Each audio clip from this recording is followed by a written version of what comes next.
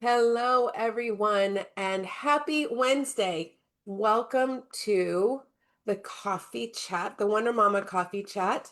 My name is Leonne Sherr, and today, as I do every Wednesday, is I bring you somebody that is making the world better by using their genius.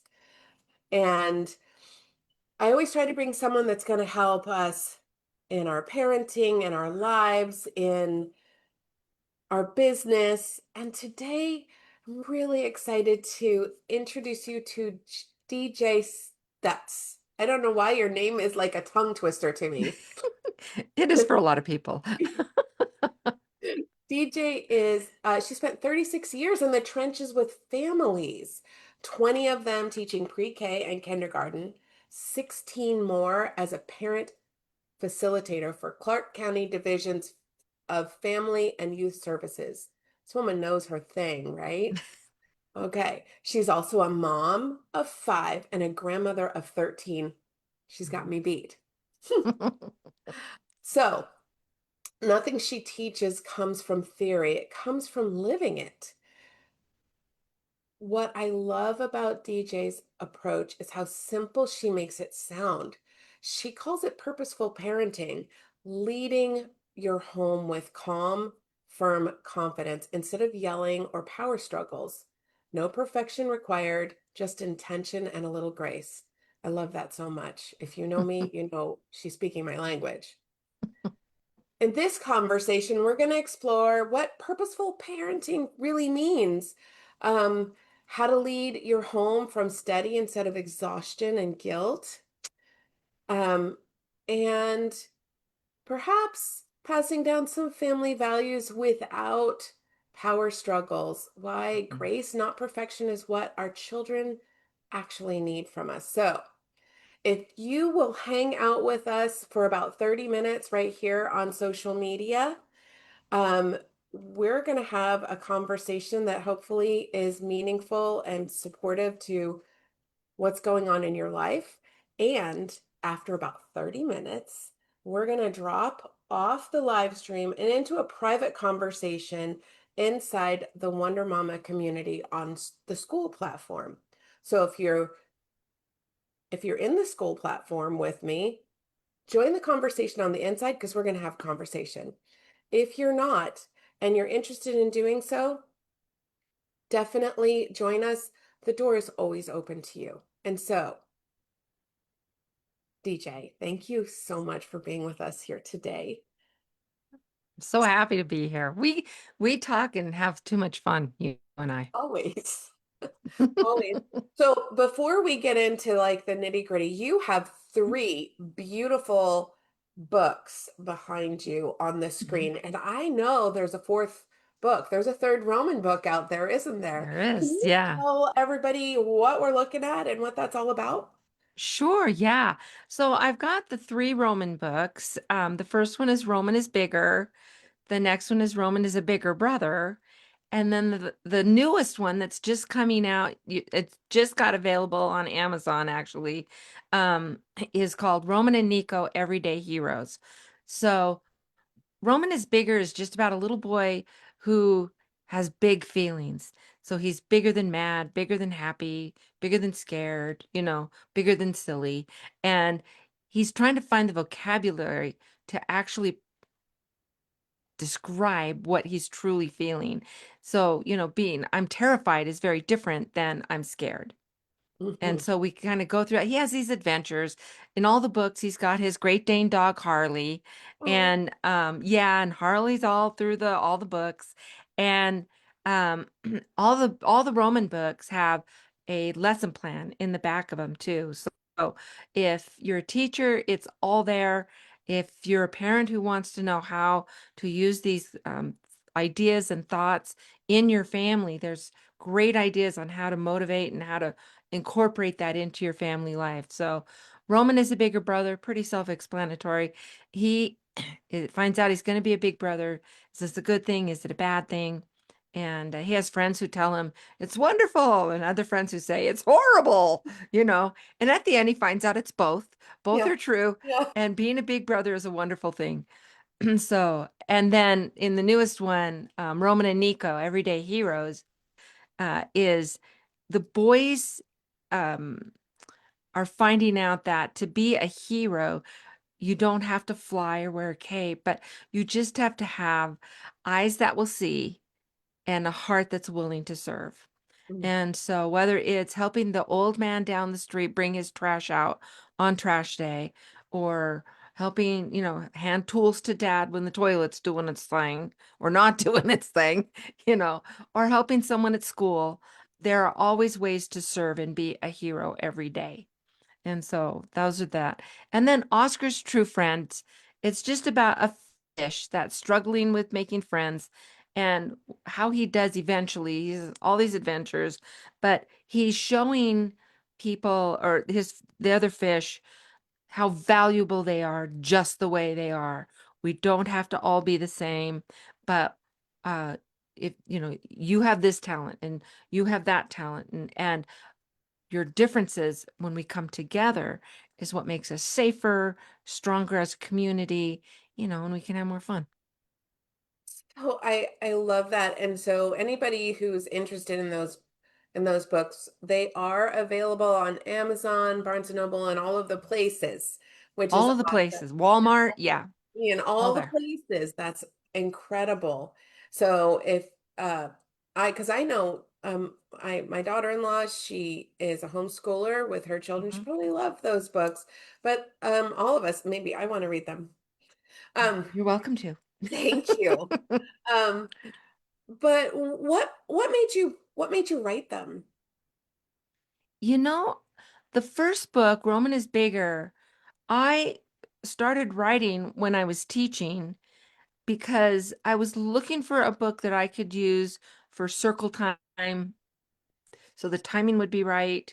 But I also was looking for so many of my kids, my students would arrive and they only understood the basic emotions. I'm happy, I'm sad, I'm mad, I'm hungry. Just those. And to go and so and you'd watch. So and when I taught at inner city, lowest income in the district. Um, Most of my kids were the children of gang members. We're dealing with at least half of my class had incarcerated families. And so they would come with these huge emotions and not have the vocabulary to really express what was going on. And so in that burst, violence, those kinds of things. And so I wrote that, but it just took me forever to find the right illustrator, the right publisher, all those things have to come together. And once I found her, my publisher, A to Z Press, and she helped me even find the right illustrator and stuff, then I was free. Now I had those pieces in place, then I could write more books and do it a little more frequently. Oh, I know that's really helpful. I mean, even as adults, Mm. it's really hard sometimes to be able to name the emotion and also to recognize whether it's in my head or in my body or, or and once we know how to name it, so that skill for children is incredible because when you're able to name it, then you're able to do something about it. And Well, so, and you're able to express it in a way that other people understand.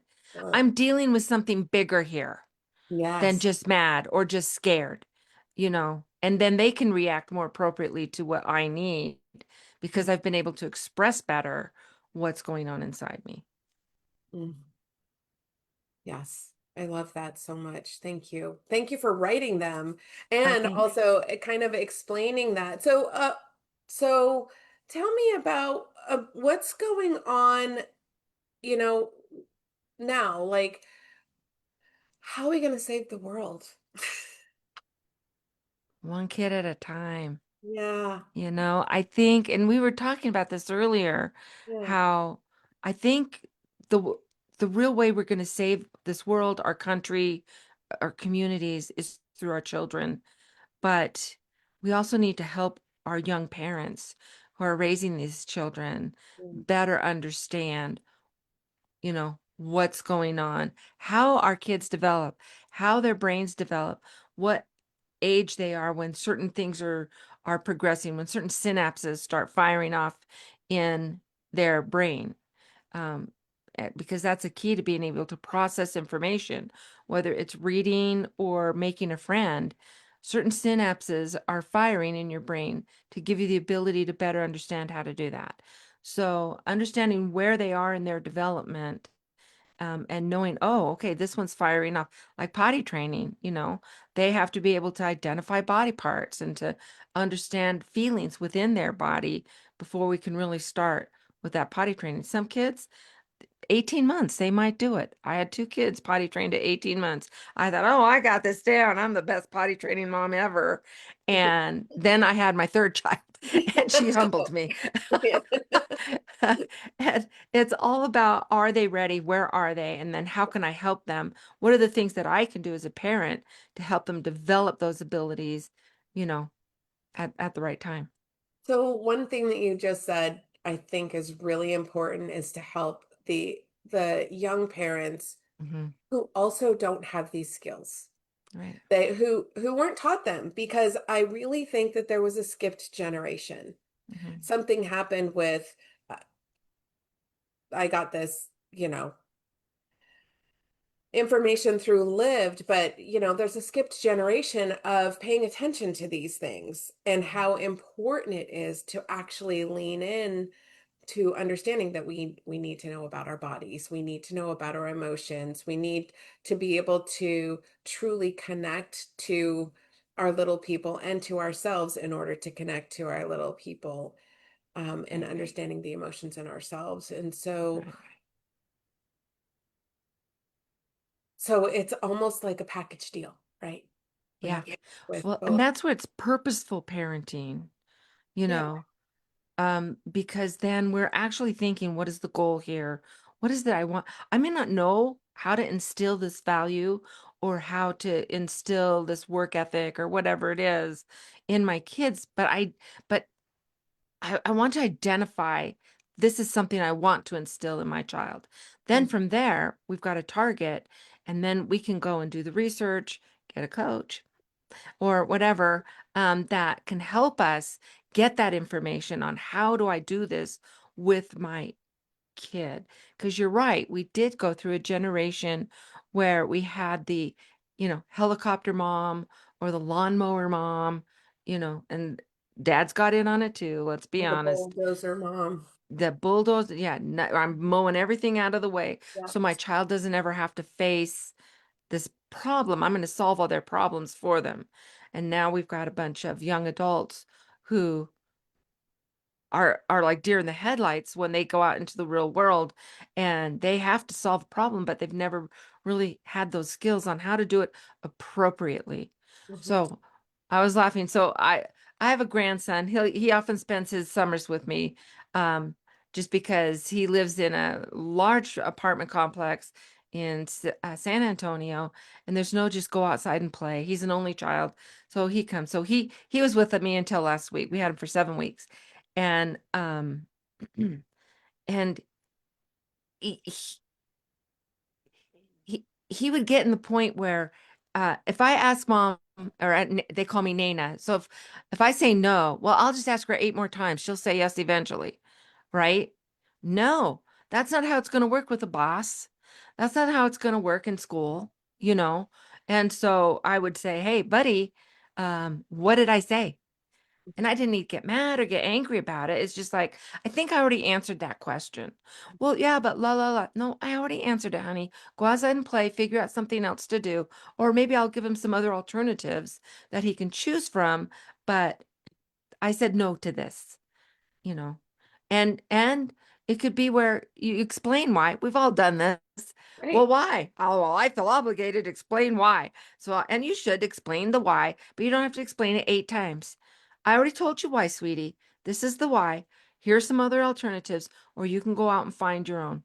Yeah. So, um, when we're using those kinds of skills, we're being very purposeful in what we're doing.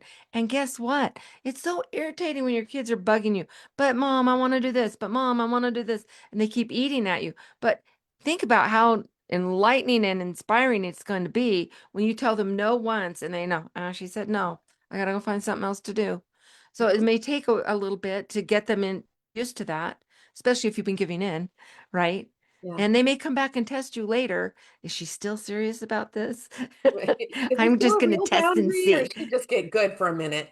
Yeah. Yeah, yeah, Yeah. yeah, yeah. So, and it's just and sometimes having someone who's there saying, "You've got this. You can handle this," you know, and that's going to cheer them on, coach them on, that can be really helpful.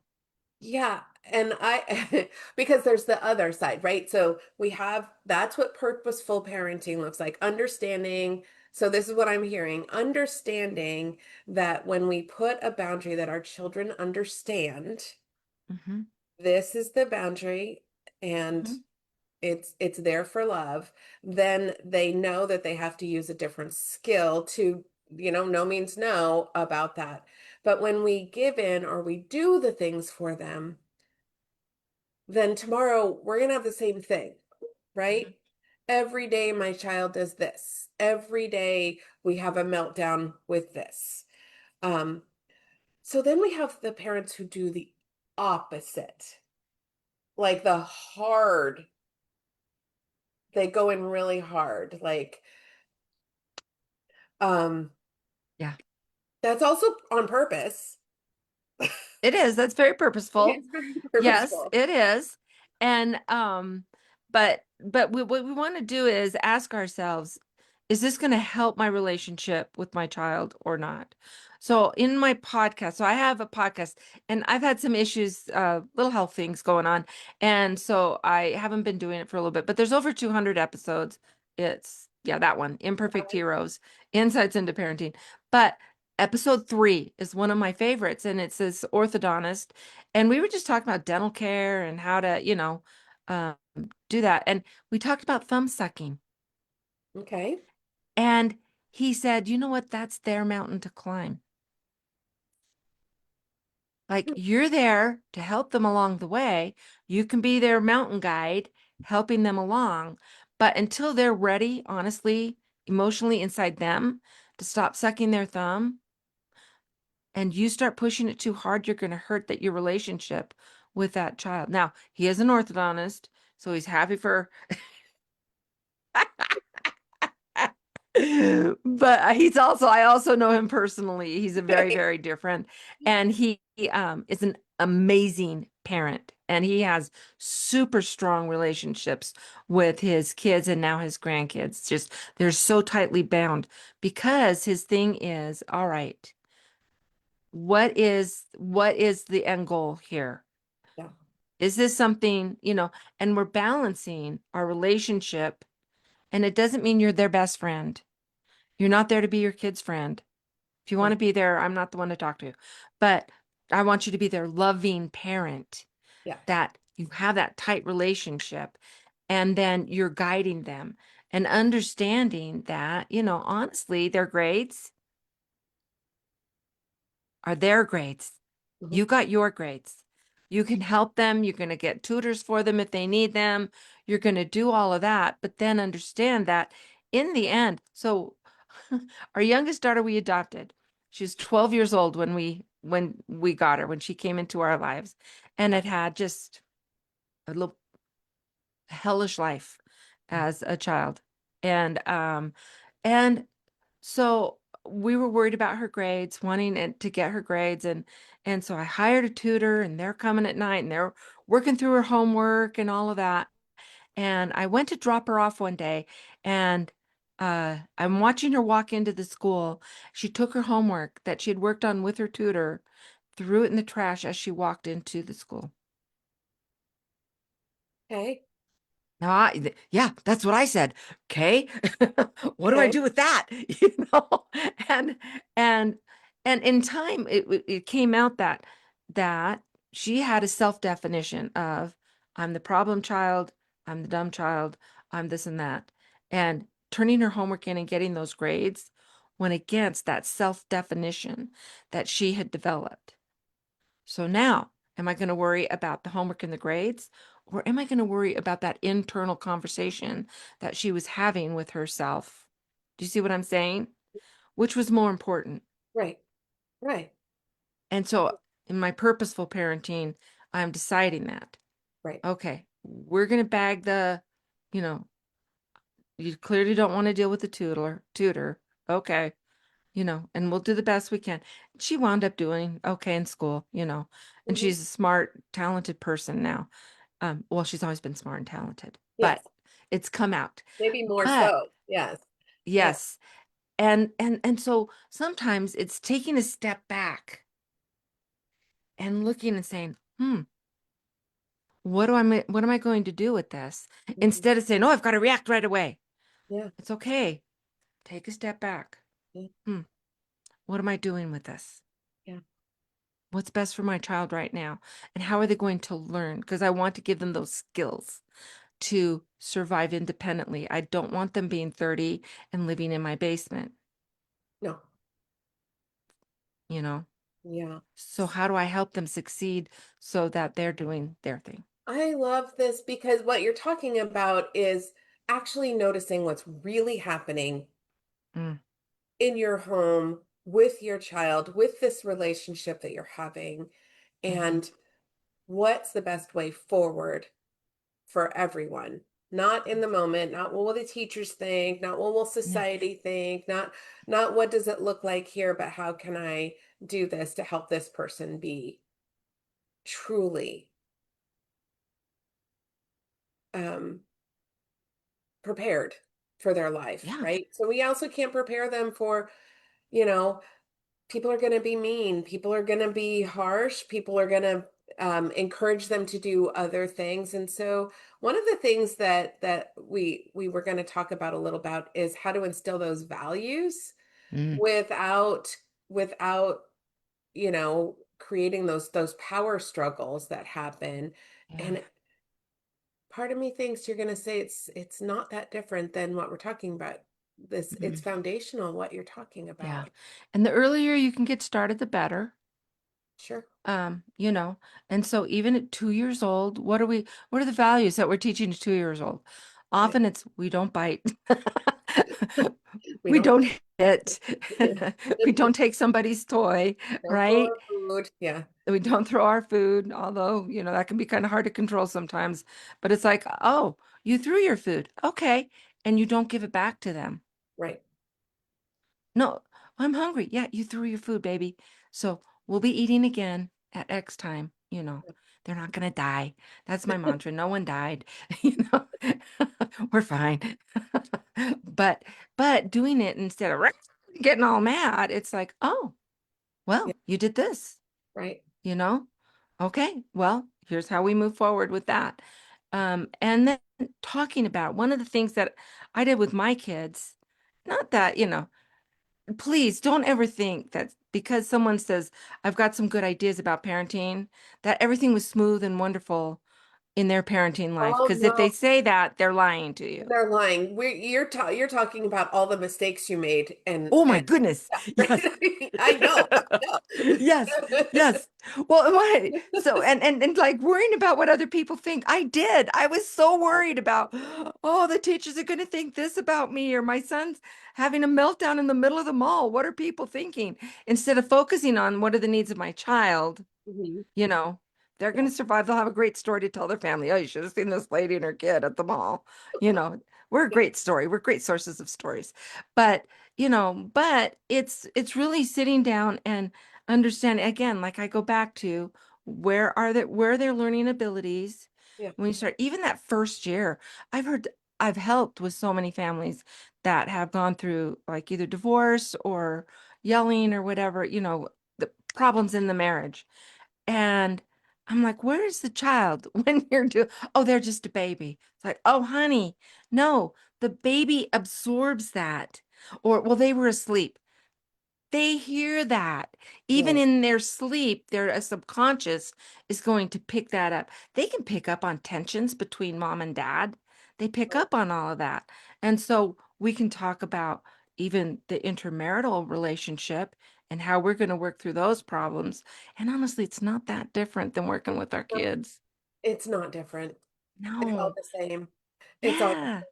yeah, So it's all we the give same. them those skills, but Yeah. we're giving parents those skills. Their relationships are going to improve. Their adult relationships are going to improve. Yeah. Their relationships with their kids are going to improve. Their relationships with their coworkers are going to improve because really a lot of these skills are just universal. So it's that one question that you asked in the beginning is how am I going to honor the relationship that I'm having with this person, this child, this Mm, coworker, this friend? I love this. Last week we taught we had two guests and we were talking about lighthouse mothering.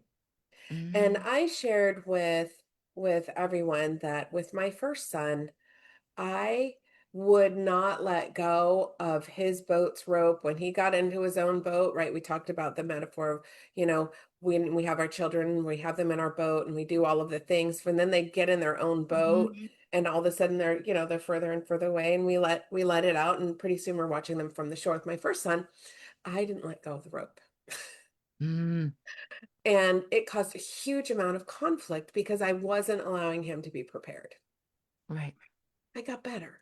I mean, but not before I Mm, completely destroyed things before I could fix things.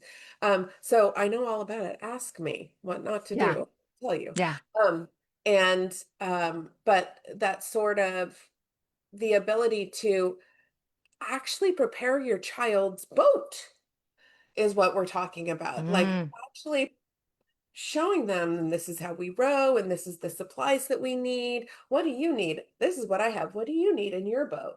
And actually having that sort of understanding that you're also raising somebody that's other than you. Um, right. and we want that person to be successful Yeah. Yeah. through all of the little things. Yeah. Yeah. Yeah. And and and so I don't know. I feel like one of the things that we did with my family is we came up with a family motto. And yeah, and we would like shout it out. Oh, it's like our little cheer. And we're faithful family. And so ours was be good, have fun, and serve the Lord.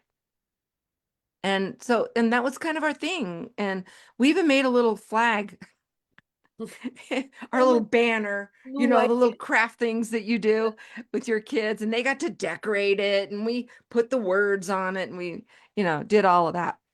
But I think too, one of the ways that you can help with teaching those values and morals and ethics that you want them to have is to maybe do something like a family motto or family cheer or something, and that kind of defines your family. What are the things that are important to us? What are, and a 4-year-old can have that conversation with you, Yeah.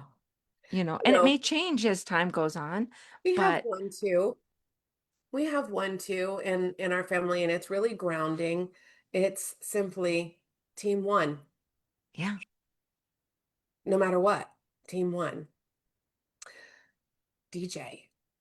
Wasn't that fast? That was pretty fast. Oh my Almost like gosh, that was so fast. so fast. So we're actually going to stop our live stream in just a moment. Do you have any last thing, though, that flag thing, anything you would like to share while we're live with the world before we drop off? Yeah. Oh, sure. I would say surround yourself with the right people as a parent. So, who are the parents that you look up to? And they may be an older couple, and you look at their family and their adult kids turned out wonderfully. How did you do that? Have those conversations, be willing to learn, do the research, find people that you can talk to that will help you understand, you know, how your family is growing. How can I help each child? How do they develop? And you're going to be off to a great start. Oh, thank you so much. So if you enjoyed this just brief talk with DJ, please check out her podcast. There's over 200 waiting for you. We're gonna listen to episode 3. with the dentist with the feather Yes, game. yes. Imperfect Heroes, Insights into Parenting.